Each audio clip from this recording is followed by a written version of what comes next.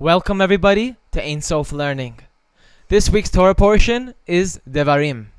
We're beginning not only a new Parasha this week, but also a new book, which is the book of Deuteronomy in English, or Sefer Devarim in Hebrew. So the name of the Parasha is Devarim, but also the name of the book. The word Devarim in English means words. On the first of Shevat, 37 days before his passing, Moses begins his repetition of the Torah to the assembled children of Israel, reviewing the events that occurred and the laws that were given in the course of their 40-year journey from Egypt to Sinai to the Promised Land, rebuking the people for their failings and iniquities, and enjoining them to keep the Torah and observe its commandments in the land that God is giving them as an eternal heritage, into which they shall cross after his death. Moses recalls his appointment of judges and magistrates to ease his burden of meting out justice to the people and teaching them the word of God. The journey from Sinai through the great and fearsome desert, the sending of the spies, and the people's subsequent spurning of the promised land, so that God decreed that the entire generation of the Exodus would die out in the desert. Also against me, says Moses, was God angry for your sake, saying, you too shall not go in there.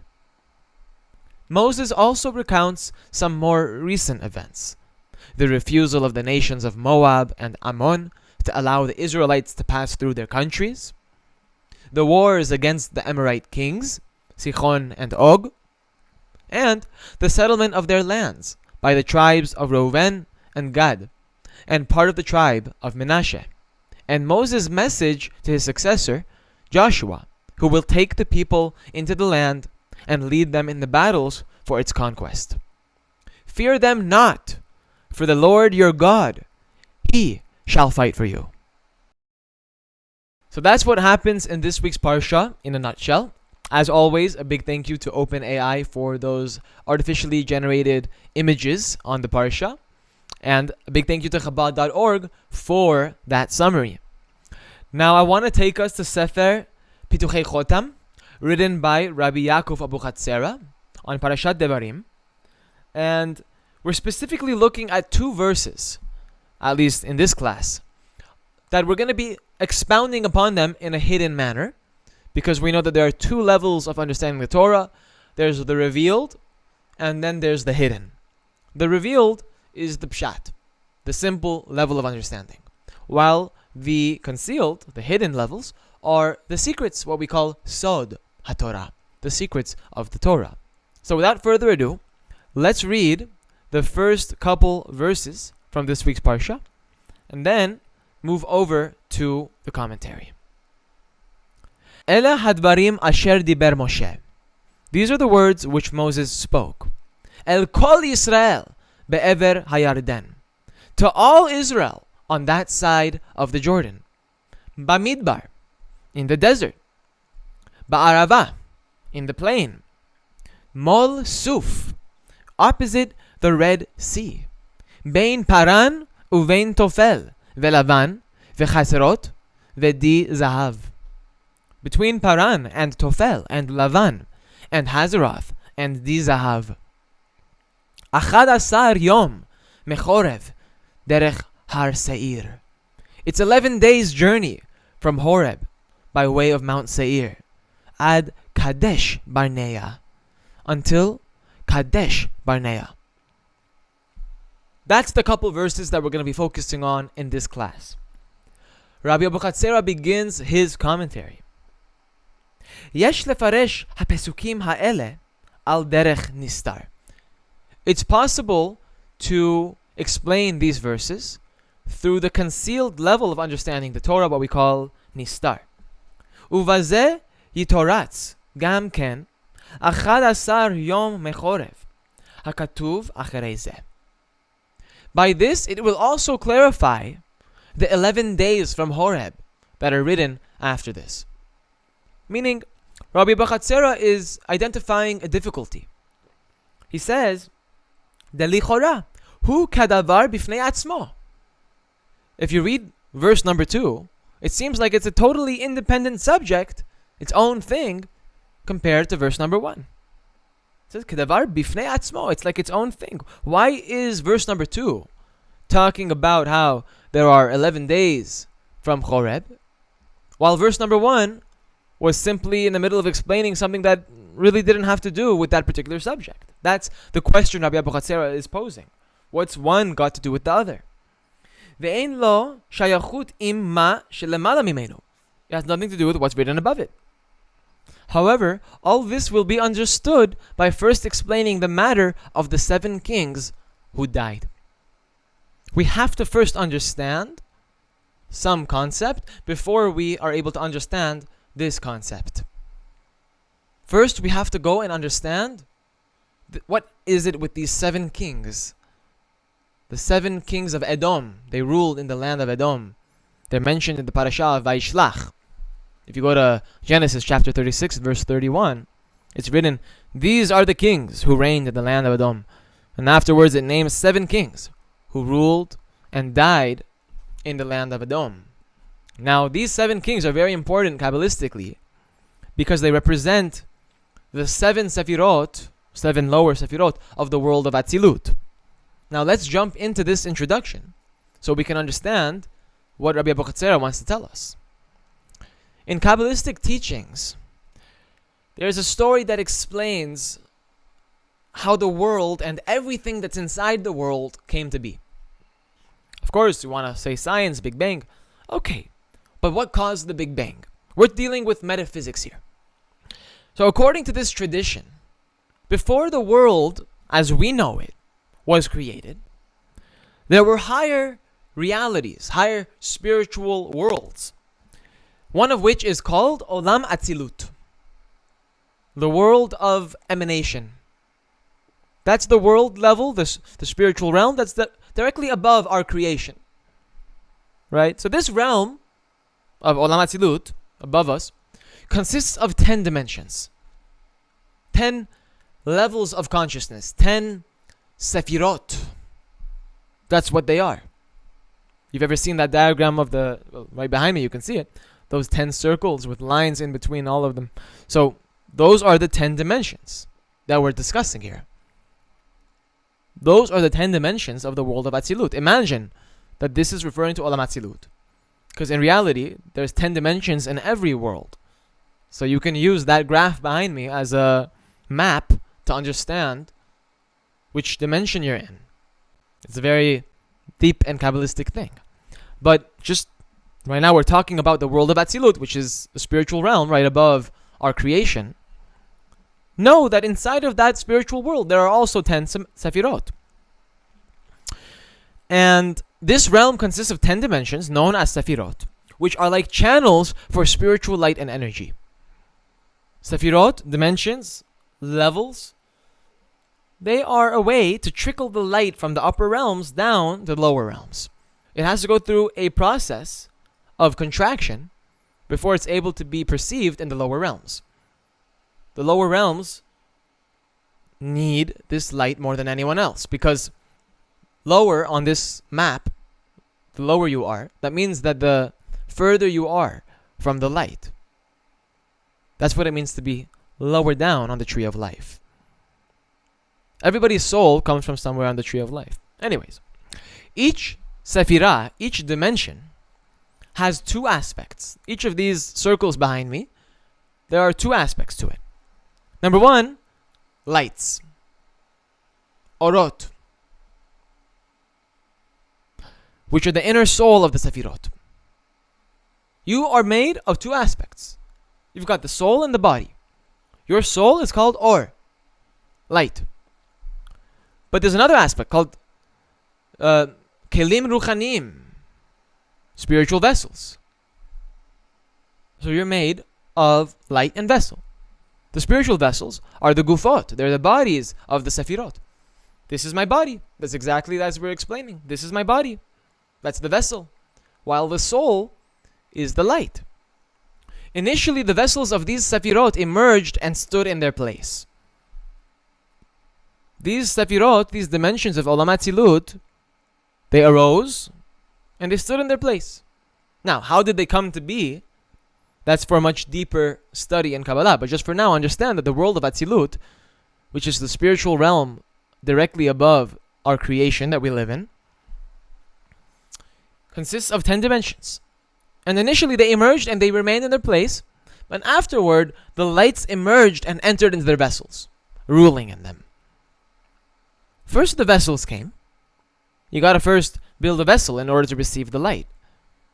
You can't what are you gonna receive the light with if you don't build a vessel? There's no way to receive the light if you don't have a vessel. The definition of receiving the light means you have a vessel.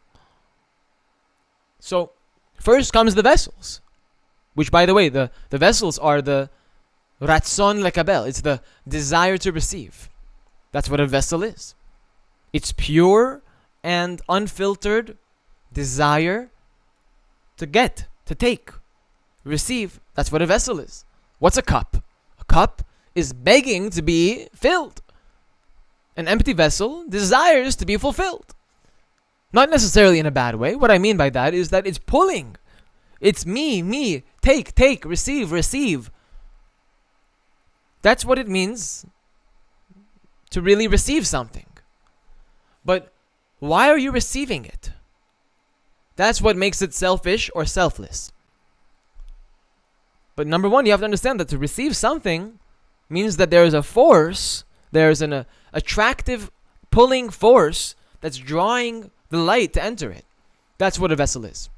And if you don't have the vessel, there's nothing to receive the light with. So I just wanted to give that explanation. So first came the vessels of Olam Atzilut, and then come the lights. Okay? And they ruled in them. The lights dominate. They rule like a king within those vessels. Just like my soul is in my body. Although, I'll be honest with you, my soul isn't doing such a good job of dominating my body. It's supposed to. In the world of Atzilut, that's how it is. The soul dominates the body, because the world of Atzilut is a world of Elohut, pure godliness. But when I'm here, in this lower world, in my constricted consciousness, in my selfish state of being, yeah, there's a lot of problems there. A lot of problems. And so, for that reason, I have so many blockages, and I'm not able to perceive the light all the time. I'm not able to feel it all the time. I'm sure everybody who's watching this knows what I'm talking about. There's a feeling of lack, a feeling of unfulfilled potential. Everybody has some level of understanding about a potential within them that still hasn't been actualized, and that needs to become actualized. I'm talking about any selfishness or any sort of bad character traits that we've got. Everybody has some aspect within them that they need to change. So, when the lights entered, the vessels of the 7 lower Sefirot couldn't contain the supreme lights of the Sefirot and shattered. Now, these 10 Sefirot are divided into 2 groups. We've got the upper 3 and the lower 7. The upper 3 are the essence of that spiritual system, while the lower 7 are the vessel. So in the same way that every single Sefirah has 2 aspects, light and vessel, the Partsuf itself, meaning that these 10 Sefirot altogether can be divided into 2 groups of light and vessel as well. The upper 3 represent the lights, and the lower 7 represent the vessel.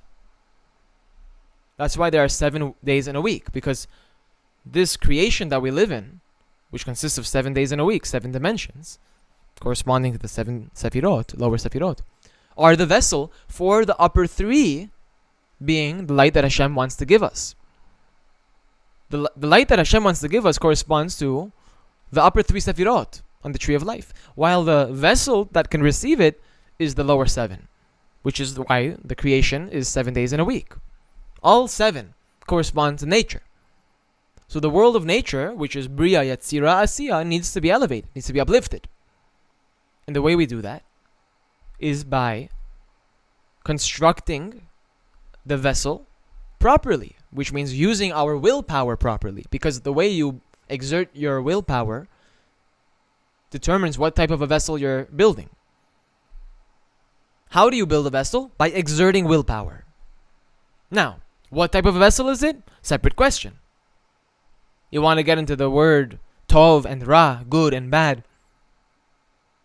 selfish, selfless, separate thing. Important. But just know that anytime you exert willpower, you're building vessels. Now, those vessels can be vessels of light, or they can be vessels of darkness. Depends how you use the willpower, what type of a vessel it is. If it's a pure vessel, you have nothing to worry about.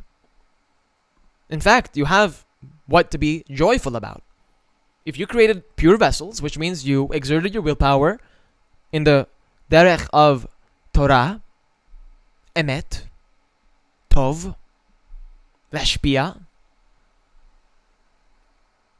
chesed, mitzvot, you have nothing to worry about. But if you used that particular willpower to self-satisfy, you have what to worry about. You have what to worry about. You have to do teshuvah. You must do teshuvah, otherwise you're actually bringing a tremendous amount of pain to the Shekhinah. A tremendous amount of pain to the Shekhinah. So, if you don't care about yourself, think about God. Alright? Now, the lower 7 Sefirot of Atzilut, they couldn't contain the supreme lights of the Sefirot, and they shattered. This event is called the shattering of the vessels. In Hebrew, we call it Shavirat HaKelim. Shavirat HaKelim. And when the vessels broke, the fragments of the vessels descended into the Bria. That means Bria Yatzira Asiya. Along with the fragments of the vessels, 288 sparks of light also descended from the 7 Sefirot and became scattered throughout the world. This descent of the fragments of the vessels and the 288 sparks is metaphorically referred to as the death of the 7 kings. Each of these lower 7 dimensions in the world of Atzilut are compared to kings. And when they died, that means that they shattered and they once ruled, but then they died. That's what a king is. A king is one that once ruled, but then they died. That's what happened with these 7 lower Sefirot. They used to rule, but they then died. That means they shattered because they fell to a significantly lower level of consciousness called the creation, the world of separation. They first were in the world of Atzilut, and because their vessels were not able to work together to create unity and be able to handle that light, therefore they were very weak. These lower 7 Sefirot of Atzilut, were selfish. Each one was for themselves. They didn't want to work together. That's why they were so weak. If you don't have unity, you're weak. But if you have unity, you're strong. Even on the side of evil, if you've got unity on the side of evil, you have strength. But if you lack unity altogether, then you're very weak on your own. So these lower 7 Sefirot, they were very weak. And they couldn't contain the light. And so they exploded, they broke, and they fell to a lower level of consciousness, meaning they entered the creation. That's what it means to die. To travel from one world to another world. It's compared to dying. And these scattered sparks of light are like precious jewels hidden in a heap of rubble. These sparks that fell, they're like hidden treasures that we have to uncover them, clarify them, and elevate them. Because they're right now mixed with impurity. Whenever they fell to this lower world, that means they became mixed in with impurity. The process of clarifying and elevating the sparks is called birur. The whole process of locating them and elevating them back to their source is called birur, clarification, sifting. We have to clarify these sparks. It turns out that the very purpose of the shattering of the vessels was so that we levarer and letaken, meaning to clarify and rectify the fragments of the vessels and the 288 sparks through our good actions. Meaning, God has a reason that this is all happening. It's not for no reason. Why did He create them if they're going to break in the first place? He knew they're going to break in the first place, so why did He create them? This is why.